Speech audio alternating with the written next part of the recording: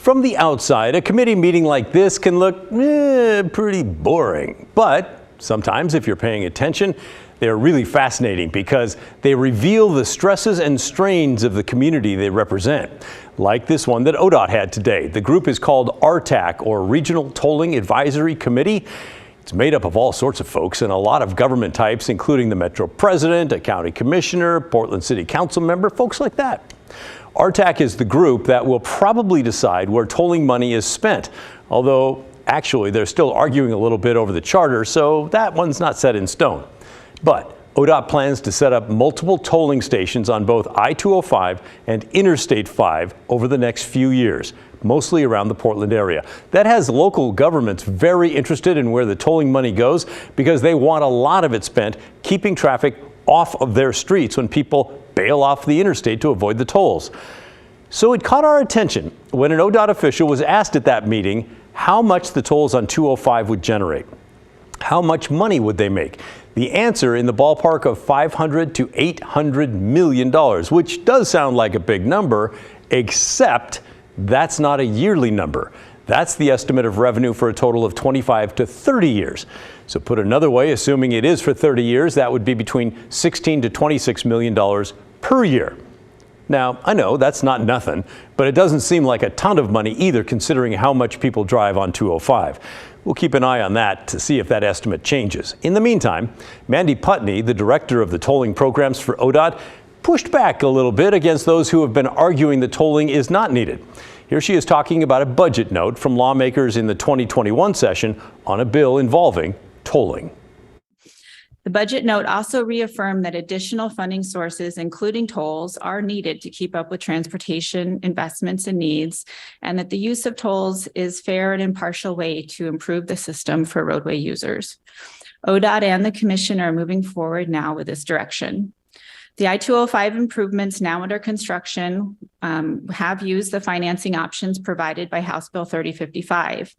Pending completion of the environmental process underway for I-205 now, toll revenue could be used to pay back our costs that we've put out so far.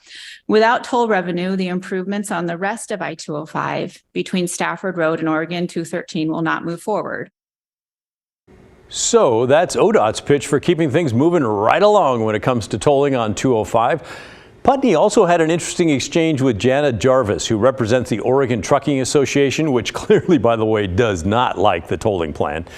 It's interesting, though. Putney first says she does not know exactly what a recent study shows in terms of traffic on 205 when the tolls are added, and then does remember. So we are on the verge of releasing our draft environmental assessment for the 205 toll project, and there's a pretty detailed traffic analysis in there that looks at the area of potential impact. I don't have travel information in my head about that, so I can follow up with you afterwards. That looked at potential diversion related to tolling at the Abernathy and Tualatin River bridges. It might be helpful for you to understand that from the trucking perspective, that trucks that are passing through Oregon tend to take I-205 to avoid the congestion on I-5. The trucks that are on I-5 are there because they're having to service the businesses in the Portland area, the ports, Rivergate, et cetera. They're there because they have to be. But I can promise you that that commercial traffic from out of state that's going through Oregon will probably divert to I-5 with tolling. Yep. Right now, what we're showing is that with tolling and with the added third lane, when we're looking at the future, we're able to offer a much better trip for freight as well as for residents, so that we're looking at a situation in the future where we'd have 0 to 2 hours of congestion on that area of 205. Okay, good memory. So those are impressive numbers if they're accurate, because they are best guesses at this moment. But Putney also said if nothing is done without tolling and that third lane, well, 205 will be backed up for 14 hours a day by the year 2045. But if tolling in the third lane are added, it'll be down to 0 or 2 hours a day. That almost sounds too good to be true. Finally, there's a ton of concern by folks who live along the freeways that when tolling starts, a lot of people are going to look for ways to bail off and go through their neighborhoods looking for ways to avoid the tolls. The leaders of places like West Linn are united against tolling, But if they cannot stop it, they at least want ODOT to focus on making it hard for people to clog their streets as they avoid those tolls. Here's West Linn Council President Mary Baumgardner. West Linn is known for being wealthy, but I can tell you after working for 15 years in the school system, there are many, many people who are suffering financially and have been. And in the most recent past, of course, our community has suffered from the impacts of COVID, and our small businesses have been barely hanging on. And if we have gridlocked traffic on our surface streets, people will avoid the area for all the reasons stated previously. Commercial, they'll avoid the area and burden I-5. People who would come on 205 to visit our community will go somewhere else. So please hear us. We would like regional implementation. I'm not against tolling.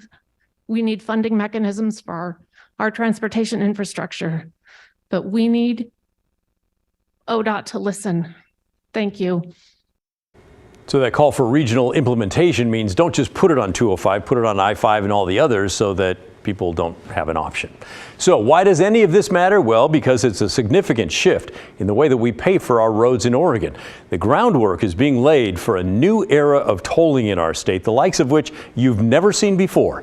And yes, I know, old timers are reminding me that there were tolls on the interstate bridge when it was first built, maybe even the 205 bridge. But those were temporary. The plan ODOT has now, backed by the legislature, will put tolls on areas of I-5 and 205 that do not have bridges. And once those go on, they are not coming off. You can love them or hate them. It's up to you. It's your choice. But I want you to understand what's happening along the way here. Finally, ODOT says they welcome your input. We've put the numbers up on your screen. It's been there for a while. Hope you've had a chance to write it down. But you can contact them through email. The address is OregonTolling@odot.gov. It's hard to say. OregonTolling@odot.oregon.gov, or just give them a phone call. 503-837-3536.